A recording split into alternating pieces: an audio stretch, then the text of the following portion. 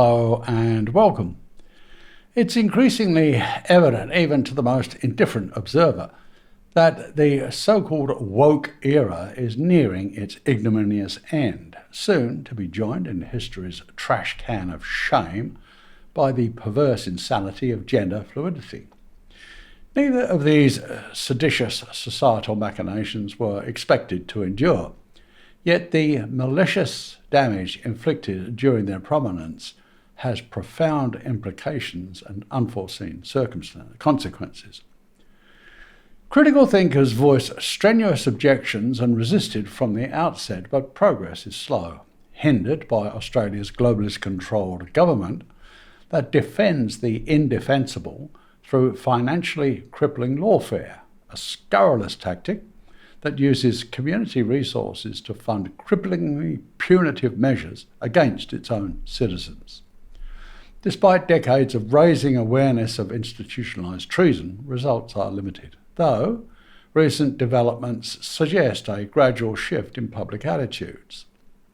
The willingness to accept the truth, long suppressed, is slowly increasing, restoring to its rightful place and rendering denial untenable.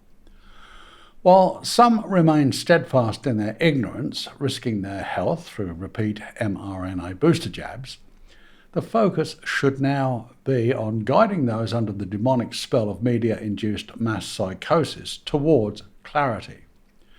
My previous work exposed the long-running deception surrounding UN initiatives like devolution, revealing it as a cover for opposing objectives, and highlighting the prevalence of institutionalised satanic inversion and other grave crimes committed by governments.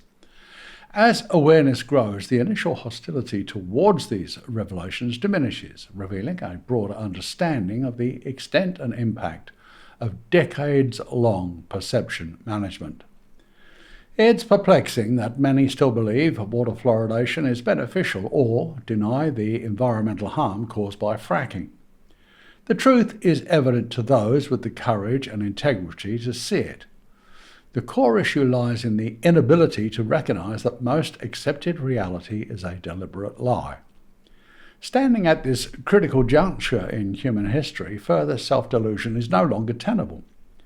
The indisputable facts supporting these claims are easily accessible through objective investigation and unbiased analysis. The purpose of this channel is not to have viewers accept presentations uncritically, but moreover to inspire rigorous questioning and understanding of globalism's treasonous societal assaults.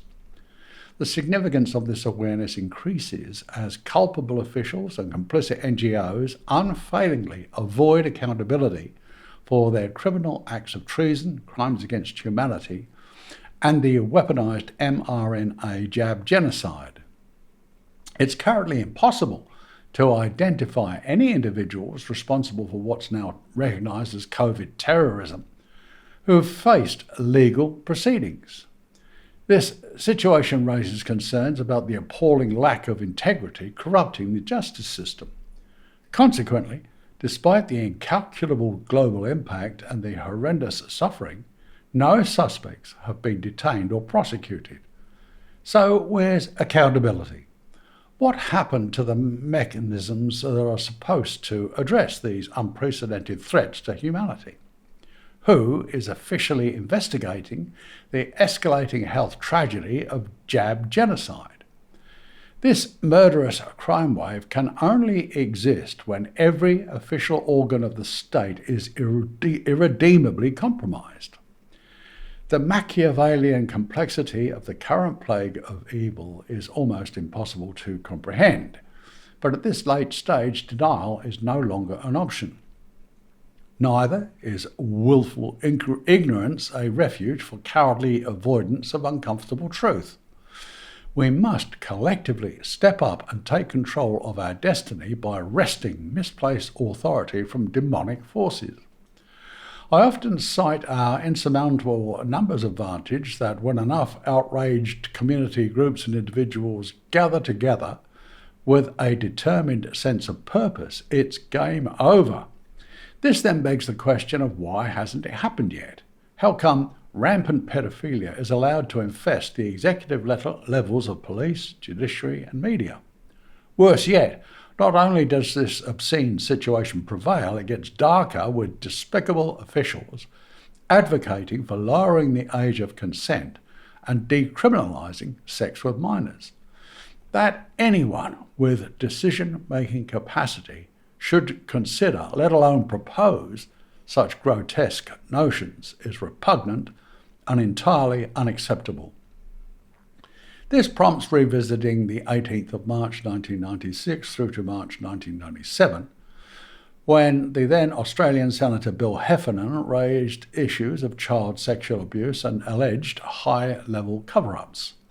His parliamentary intervention centred on exposing systemic failures and conspiracies protecting perpetrators within elite circles.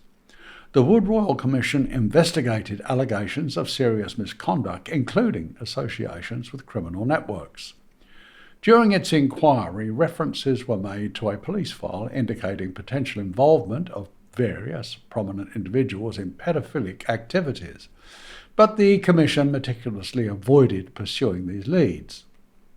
What makes this case particularly troubling is not just the allegations themselves, but the institutional response, or rather the glaring lack thereof.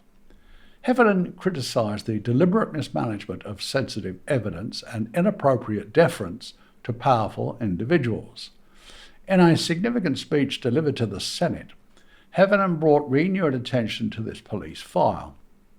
He stated that he possessed a police document listing 28 prominent individuals alleged to be involved in paedophilic activities. This list includes a former Australian Prime Minister, high-ranking members of the judiciary, other high-profile figures from the legal and media sectors. Heffernan argued for retrospective legislation to protect the public and address the insidious culture of silence preventing justice. He characterised the lethally compromising code of silence as stonewalling effective prosecutions related to these heinous crimes. He also criticised prior measures, including the contrived mishandling of convictions such as priest Vincent Gerard Ryan and cover-ups linked to known judicial and police complicity. He questioned the fitness of certain judges to sit in judgment of sex offence cases against children, citing instances of improper conduct, including allegations about a judge who used official resources for illegal activities relating to seeking sexual encounters. He further referenced the Wood Commission's final report, which noted mismanagement of sensitive evidence and implied inappropriate deference to powerful individuals as reasons why some investigations were stymied. Officials, including the Attorney General at the time, cautioned that inclusion on such a list does not equal guilt and emphasised decisions about investigations were within current and former and future Royal Commissions mandates. The case illustrates a pattern that repeats across various scandals: initial exposure, official deflection, media attention that gradually fades, and ultimately no meaningful consequences for offenders. Survivor networks and advocacy groups called for broader and more intensive investigations into elite pedophile rings based on these and numerous other revelations. Senator Bill Heffernan's report to Parliament momentarily reignited public discourse on elite involvement in paedophilia. His speech condemned the unacceptable failures in past investigations, the enduring silence and unconscionable cover-ups among powerful interests, and stressed the urgent need for legislative and legal reform to protect children. Well, it's deeply shameful and wholly unacceptable that 3 decades later this grotesque situation remains unchanged. Adding insult to injury, a reprehensible group of education bureaucrats are actively introducing age-inappropriate material into primary schools under the disingenuous guise of teaching sex education. These disgusting efforts often feature pornographic images, lewd illustrations, and explicit storylines that children should never be exposed to under any circumstances. This unspeakably vile sedition hides behind woke verbiage and slippery language, but no amount of cunning doublespeak can conceal the abhorrent intention. In the front line of exposing this perverse assault on children is New Zealand's Penny Marie from the Let Kids Be Kids YouTube channel. I highly recommend her heroic efforts and repost her courageous exposés on my Secret Harbour Sessions website. In the coming weeks, I'll be producing a video featuring West Australia's own Michelle Kinsella, who is also making noteworthy contributions to this fight against institutionalised malfeasance of public office. Innocent children need the active protection of the morally sound communities who are vehemently opposing this perverted evil. I'll conclude with, "For we wrestle not against flesh and blood, but against principalities, against powers, against the rulers of the darkness of this world, against spiritual wickedness in high places." Thank you for watching.